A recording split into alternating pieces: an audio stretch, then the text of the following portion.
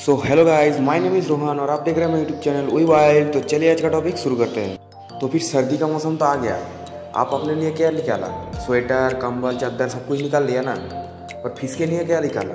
उनके सर्दी के लिए तो कुछ तो निकालना चाहिए ना, जिससे उनको सर्दी कम लगे। तो आपने उनके लिए क्या किया?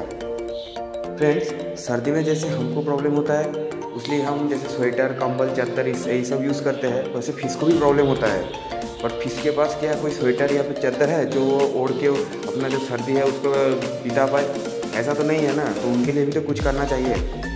देखिए, ये विंटर का सीज़न होता है, ये फिश के लिए हो सकता है हमको अच्छा भी लगे, बहुत सारे फ्लावर खिलते हैं, दिखने में अच्छा लगता है, पर फिश के लिए उतना अच्छा नहीं होता, क्योंकि जो विंटर का सीज़न होता है उसमें फिश उतने अच्छी तरीके से रहते नहीं। क्योंकि हाँ, नेचर में देखें तो वो अलग बात है, पर अगर आप जब कैप्टिविटी में देख रहे हो, मतलब जब आप किसी फिश को कैप्टिविटी में रख रहे हो, उस टाइम ऐसा नहीं है। उस टाइम उनको थोड़ा सा ज़्यादा केयर देना पड़ता है। जैसे समझ लीजिए, आपको हो सकता है ठंडा लगी तो आपने उसे चादर लिया, पर फिश क्या कर सकता है? उससे इतने छोटे से एक्वेरियम में है, वहाँ पर उसको कैसे क्या मिलेगा जिससे वो अपना टेम्परेचर एडजस्ट कर पाए? देखिए, टेम्परेचर अगर डाउन होता है, इसमें बहुत तरह का प्रॉब्लम आता है।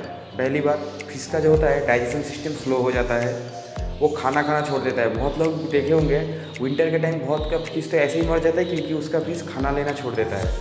और बहुत का क्या होता है, ओवर फीडिंग हो जाता है। ये दोनों सेम ही बात है, मैं आपको समझाता हूँ वीडियो में।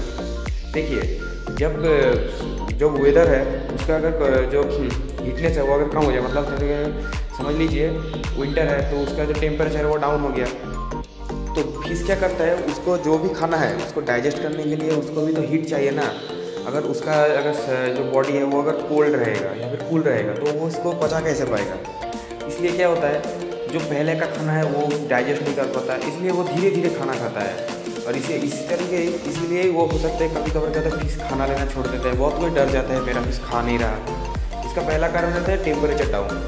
और इसी तरह से ही अगर हो सकता है, जैसे गोल्ड फिश को समझ लीजिए, हो सकता है विंटर का सीजन है, वो ठंडी में है, आपने हो सकता है उसको खाना दिया, वो पूरा का पूरा खाना खा तो रहा है, पर उसका डाइजेशन सिस्टम उतना फास्ट नहीं है कि सुबह का खाना शाम तक पचा पा रहा है। उसके बाद शाम को आपने फिर से खाना दे दिया। ऐसे करते करते क्या होता है, दूसरे टाइम समर सीजन ये सब टाइम में हो सकता है वो ठीक हो जाता था, पर विंटर के कारण क्या होता है, वो उसका ओवर फीडिंग हो जाता है। हाँ, हो सकता है आपने गर्मी में उसको 5 दाने देते थे, अब सर्दी में भी उसको 5 दाने दे रहे हो, पर क्या हो रहा है, गर्मी के टाइम उसका डाइजेशन सिस्टम अच्छा रहता था, इसलिए वो अपने खाने को पचा पाता था। पर विंटर के लिए क्या हुआ, उसका डाइजेशन सिस्टम जो है वो स्लो हो गया, इसलिए वो अपने खाने को पचा नहीं पाया।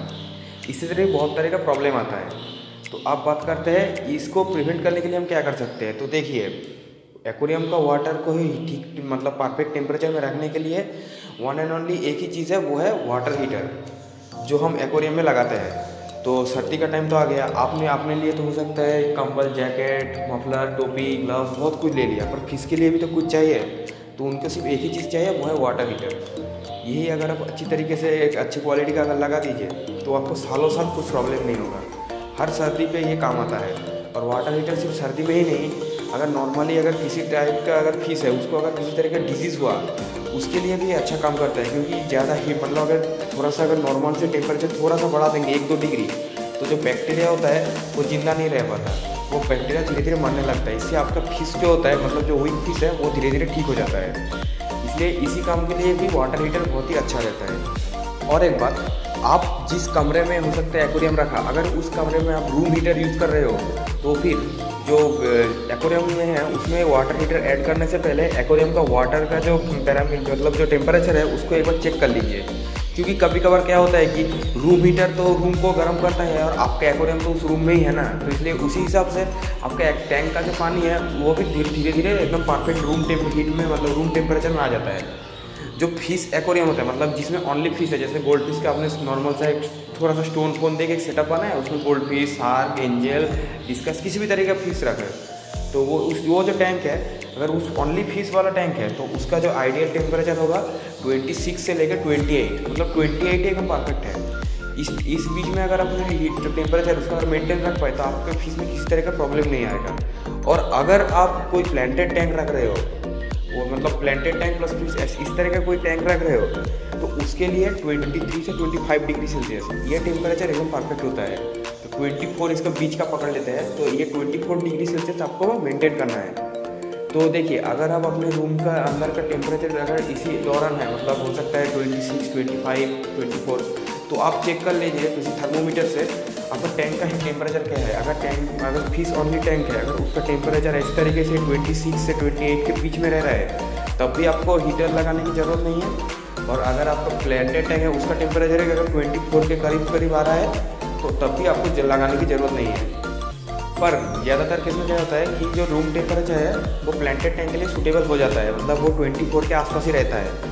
इसलिए प्लांटेड टैंक में हीटर नहीं लगाया जाता, क्योंकि अगर आप ज़बरदस्ती किसी प्लांटेड टैंक में हीटर लगाएंगे तो इससे प्रॉब्लम या फिर नुकसान आपका ही होगा, क्योंकि ज़्यादा हीट होने, मतलब अगर प्लांटेड टैंक में अगर हीट ज़्यादा हो गई, मतलब 24 से अगर ऊपर हो जाए 26, 27, तो इसमें क्या होता है, जो प्लांट्स होते हैं वो मेल्ट होना चालू कर देते हैं। जैसे हम नोटिस किया होगा समर सीजन में क्या होता है, जो प्लांट होता है वो धीरे धीरे गलने लग जाता है या फिर पचने लग जाता है। इसका मेन कारण होता है ओवर हीट। इसलिए प्लांटेड टैंक में कोशिश कीजिए उसमें हीटर मत देने के लिए। अगर 25, 24 इस तरह का टेम्परेचर चल रहा है तो वो ईजिली रह जाएगा। पर हाँ, अगर फिश ओनली टैंक है तो उस चीज़ में आप ऑब्वियसली एक हीटर ऐड कीजिए। हीटर देखिए, हीटर बहुत ज़्यादा महंगा नहीं होता है, मैं नहीं बोल रहा आप बहुत कोई महंगा हीटर लीजिए। आपको नॉर्मल सा ही हीटर 2-3 कंपेयर करके एक अच्छा सा हीटर ले लीजिए। और दूसरी बात, ये ज़्यादा बिजली नहीं खाता, ये थर्मोस्टेट होता है। मतलब क्या होता है, समझिए आपने 28 डिग्री पे उसको सेट किया, तो पहले बार हीटर जला, उसके बाद वो 28 डिग्री पर जब जो वाटर है वो अगर हीट हो गया तो तभी तुरंत बाद वो हीटर जो होगा बंद हो जाएगा। ऐसा नहीं कि पूरा दिन तक वो चलता है। मतलब 60 वाट का अगर किसी ने हीटर लगाया है, अगर 20 वाट 200 वाट का तो हीटर है, तो 28 डिग्री तक वो चलेगा, उसके बाद बंद हो जाएगा। पर कुछ टाइम के लिए हो सकता है 28 डिग्री पर वाटर टेम्परेचर रहा, उसके बाद जब भी वो थोड़ा सा ड्रॉप करे, मतलब हो सकता है वो 27.5 या 27 है, तब फिर से वो हीटर चालू हो जाएगा। इस तरीके से क्या होता है, पूरा बिजली नहीं खाता, वो थोड़ा थोड़ा बिजली खाता है। और अगर आप कॉन्स्टेंटली हीटर चला कर रखेंगे तो जितना ज़्यादा देर तक हीटर चलेगा, वो हीटर का जो थर्मोस्टेट होने के कारण बार बार हीटर ऑन नहीं होगा। इसलिए विंटर में हीटर आप ऑब्वियसली लगाइए, ये ज़्यादा कॉस्टली भी नहीं होता और ज़्यादा मतलब इसे चलाना भी ज़्यादा कॉस्टली नहीं पड़ता। आप इजीली किसी भी फिश शॉप या मार्केट में जाके ये वाटर हीटर इजीली ले सकते हैं। ये ज़्यादा महंगा भी नहीं आता फिश के लिए, ये तो ऑब्वियसली बहुत काम का चीज़ है। विंटर के दिन में तो बहुत ही काम का आता है, और बाकी दिनों में भी अगर फिश से किसी तरह का डिजीज़ आए, मतलब किसी भी तरह का फंगल डिजीज़ या फिर स्विम ब्लैडर, किसी भी तरह का खाने के कॉन्स्टिपेशन, कुछ भी तरह का अगर किसी प्रॉब्लम है तो ये हीटर बहुत काम करता है। कॉन्स्टिपेशन में भी सेम होता है, हो सकता है उसका डाइजेशन लेवल ठीक नहीं हो तो थोड़ा सा हीट बढ़ाने से उसका डाइजेशन लेवल भी थोड़ा सा अच्छा रहता है, और इससे फिश भी खाना शुरू कर देता है। इसलिए हीटर को आप ऑब्वियसली ऐड कीजिए। और दूसरी चीज़ है थर्मोमीटर, क्योंकि डायरेक्टली आप हीटर नहीं दीजिए, क्योंकि अगर हीट अगर समझिए आपने किसी गोल्ड फिश का टैंक है, उसका अगर हीट अगर 30, 35 इस तरह का बहुत ही ज़्यादा हो जाए तब भी प्रॉब्लम हो सकता है। इसलिए हर बार हीटर ऐड करने से पहले जो वाटर का टेम्परेचर है वो किसी भी थर्मोमीटर से चेक कर लीजिए। एक्वेरियम के लिए बहुत सारे थर्मोमीटर भी आते हैं, वो आप यूज़ कर सकते हैं। इससे लगाने से क्या होगा, आपका फिश भी बहुत अच्छा रहेगा, हेल्दी रहेगा, और आपको भी आपका जो हॉबी है उसको कंटिन्यू करने में ज़्यादा कुछ दिक्कत नहीं आएगा। तो आशा करता हूँ आपको आज का ये वीडियो बहुत ही काम कर रहा होगा, और अगर आपने इस वीडियो से कुछ नया जाना और सीखा होगा तो प्लीज़ मुझे कॉमेंट करके बताइए। तो फिर मिलते हैं एक नए दिन नए वीडियो के साथ। Thanks for watching.